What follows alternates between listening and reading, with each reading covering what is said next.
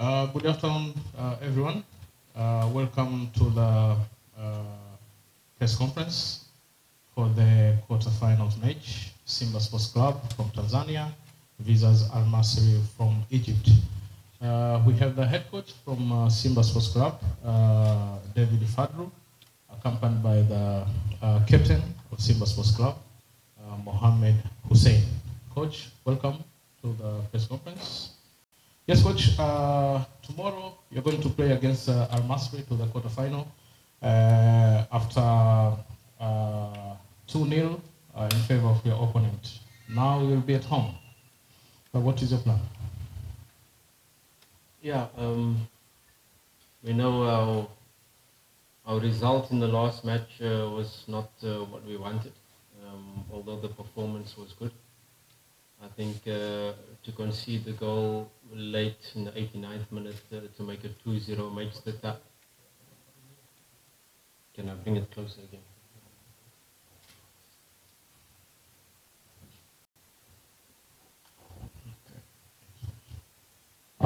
Right, better? Better.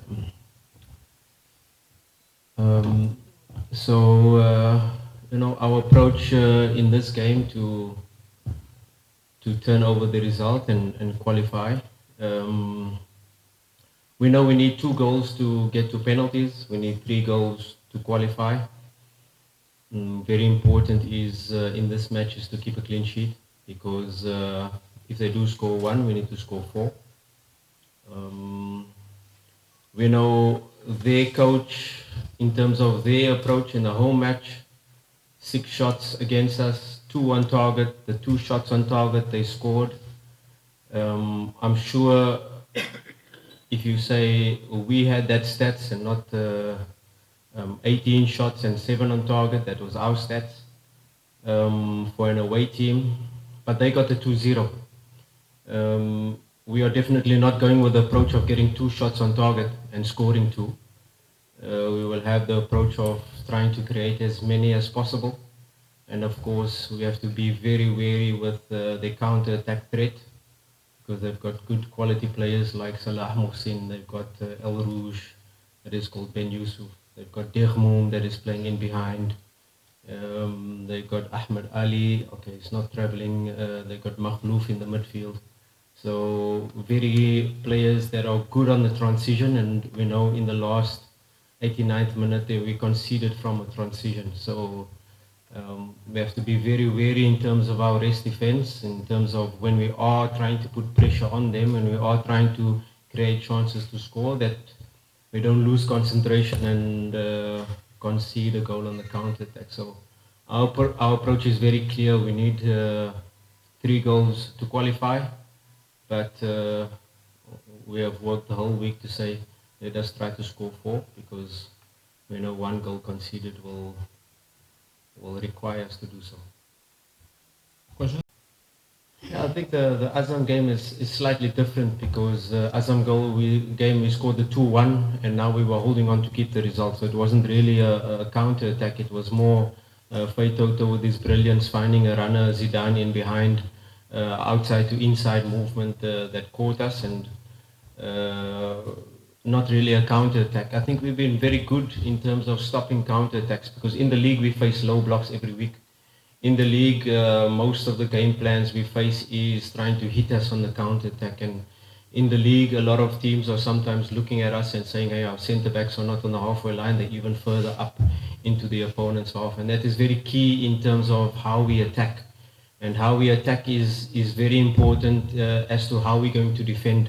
So everything is interrelated, that if we attack with, let's say for instance, both fullbacks high up, both midfielders pushing on, and now they are leaving 3-4 players in rest attack, we lose the ball or we cross the ball in and it falls to their players. Suddenly we're faced with a 4 versus 2 or 5 versus 2. So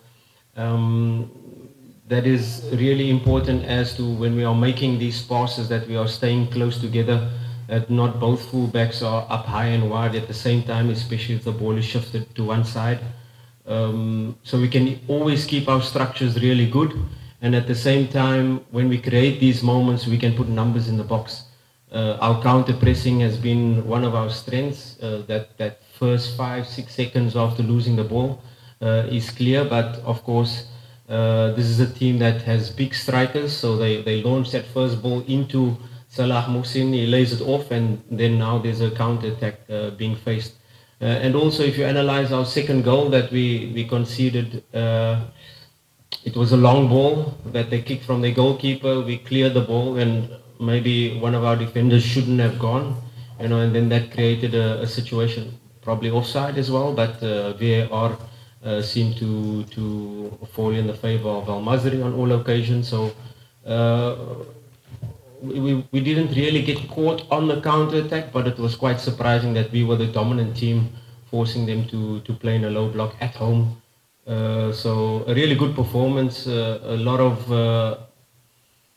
analysis and take outs in terms of how we can attack better, how can we stop these counter attacks, and what approach are they going to come, because if you take I don't think it was their plan to sit in a low block, because they came to press us high. Even if you just talk about two of our goal kicks, where they came to press us high with three players, and from the goal kick we're able to create 1-against-1 with Mpanzu, and the other 1-against-1 on the left hand side versus the centre back.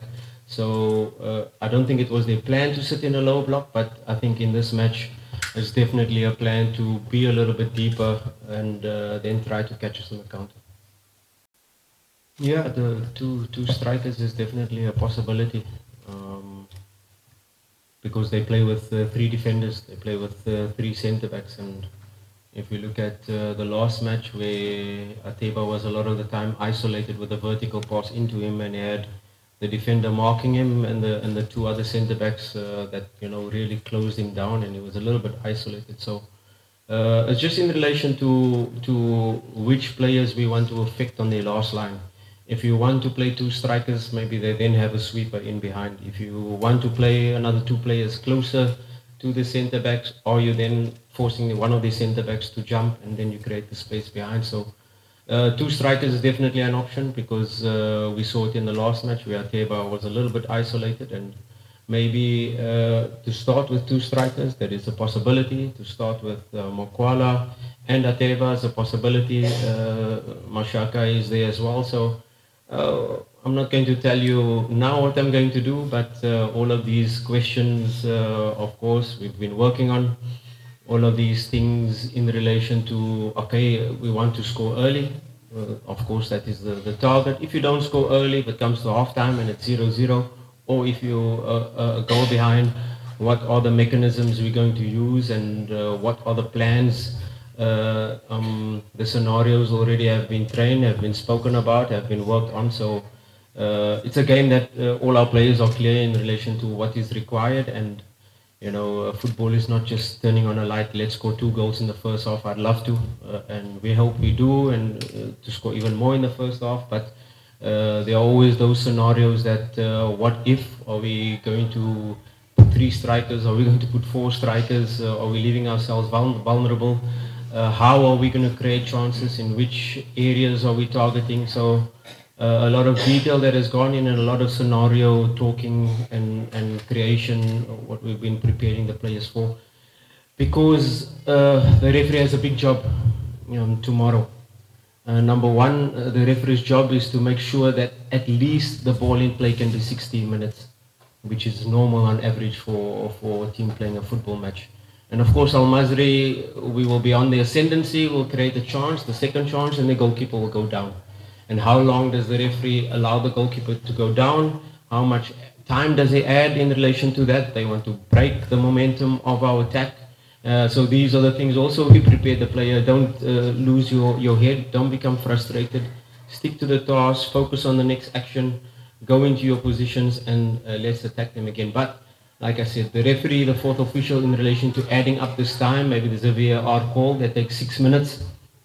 Is he going to add that time in behind, or will we fall into Al Masri's traps and only have a match playing 40 minutes of football? That is not, I think, in the... I think we need a strong ref to be able to allow us to play the football match in relation to the time that is allocated for it. I think I just addressed that in the last point where these scenarios are going to be important. You know, have we scored already? We're leading 1-0. Maybe we need to score another one to get to penalties. We need to score 2 more.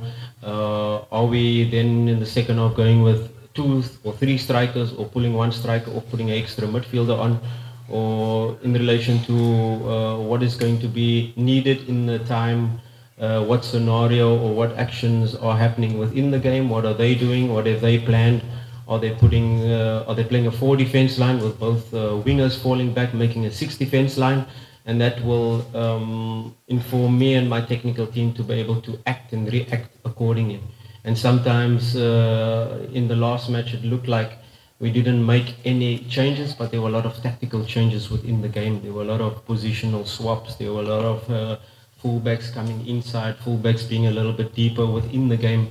So in the first 10 minutes, for instance, there was already 2 different formations being played in the first 15 minutes where we had to swap it up already. So although you don't see a substitute a lot of the time, there are a lot of structural changes within the game to give us the advantage. You don't create 18 moments and these 18 shots, although off target, 6 on target or 7 on target, but there were even better moments where we could have created big chances, and these are due to the structural changes within the team. And don't be fooled that in this game is going to require a lot of changes, a lot of adaptations within the game, and sometimes that's making a triple sub, and sometimes that's making no sub.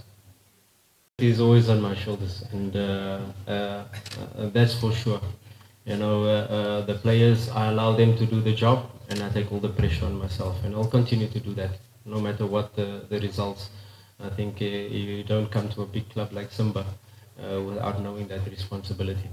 In relation to the chances created, like I said, the amount of chances we created in the last game, we need to create more. I can only hope that we create bigger, clearer chances for the players to be able to convert.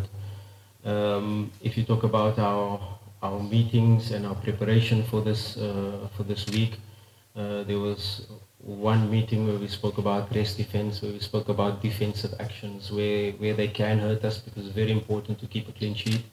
But there was 2 very important meetings as to how to create chances, how to put numbers into the correct areas to be able to create more chances.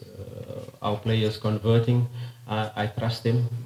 I know we try to create the mentality that if you miss the first chance and you're running into the near post, don't stop running into the near post because you're afraid of missing the second chance. No. Keep making the run, keep putting yourself into the position. So that is clearly, sometimes it's a positional, structural positional to create these chances. Sometimes, and these are the finer details we had to work on and speak about and work on the training session, where to position ourselves to be able to create more chances and to get better, clear-cut chances. And